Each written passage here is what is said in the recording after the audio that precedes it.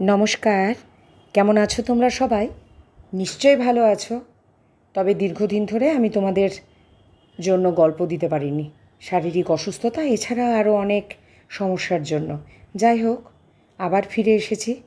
তবে তোমাদের কাছে ওই যে আগে জোর নিয়ে যেমন বলতাম, শেয়ার তো করোই, লাইক করো, কমেন্ট ছোট্ট করে হলেও করো, আর সাবস্ক্রাইবটা প্লিজ প্লিজ প্লিজ করে দিয়ে আমার সঙ্গে থেকো।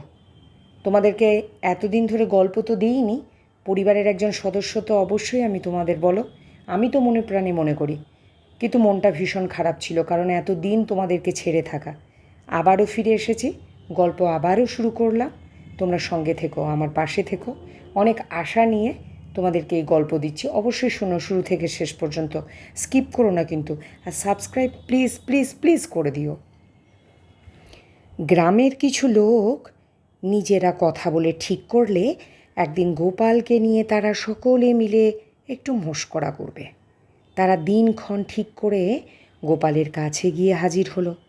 গোপালকে গিয়ে তারা বলল, গোপালবাবু, আপনার এত জ্ঞান, আপনি আসছে রবিবারে আমাদের আসরে এসে কিছু তত্ত্ব কথা শোনান না। গোপাল এক কথায় রাজি। নির্দিষ্ট দিনে গোপাল আসরে হাজির হয়ে উপস্থিত।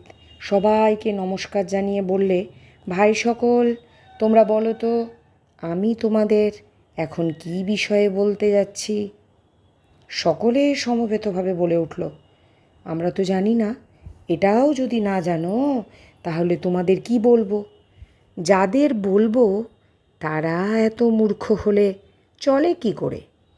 গোপাল রাগ দেখিয়ে গজ গজ করতে করতে কেটে পড়ল। গ্রামের লোক নাছোড়বান্দা, তারা আবার গোপালের বাড়িতে গিয়ে উপস্থিত হলো। গোপালবাবু, আসছে রবিবার আমাদের আসরে, আর একবার আপনাকে আসতে হবে। গোপাল গেল এবং আগের দিন প্রশ্ন দিয়ে শুরু করলো। এবার সবাই সমবেতভাবে বলে উঠল, আগে হ্যাঁ জানি। এই কথা শুনে গোপাল বলল, সবাই যখন জেনে ফেলেছে তাহলে তো আমার কিছু বলার নেই। এই বলে গোপাল বাড়ি চলে গেল। গ্রামের লোক তবুও ছাড়ে না। পরের রবিবার গোপালের বাড়ি আবার সকলে গেল এবং গোপালকে আবার হাজির করালো। তার একই প্রশ্ন। এবার আর গোপালকে কেউ রেহাই দেবে না। গ্রামের মানুষ সিদ্ধান্ত নিল, তাই অর্ধেক বললে জানি, অর্ধেক বললে জানি না। বেশ, তাহলে যারা জানো তারা বলো, আর যারা জানো না তারা শোনো। কি বুঝলে গল্পটা শুনে? গোপালকে ধরাশায়ী করা কি মুখের কথা? গোপাল প্রত্যেকের বুদ্ধির ওপর দিয়ে চলে, তাই তো নাম গোপাল, তাই না? এরপরে আমি আরও মজার গল্প নিয়ে হাজির হব।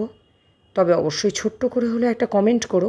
আমি ওই যে বললাম, আবার দীর্ঘদিন পরে তোমাদের কাছে, তোমাদের পরিবারে এসে আবার জয়েন হয়েছি, তাই তোমরা অবশ্যই সাবস্ক্রাইবটা প্লিজ প্লিজ প্লিজ করে দিও। আর এইভাবে আমি ছোট্ট হলেও ধীরে ধীরে তোমাদের সঙ্গে থাকবো এবং তোমরাও আমার সঙ্গে থেকো। সুস্থ থেকো, ভালো থেকো, সাবধানে থেকো। আসি, নমস্কার।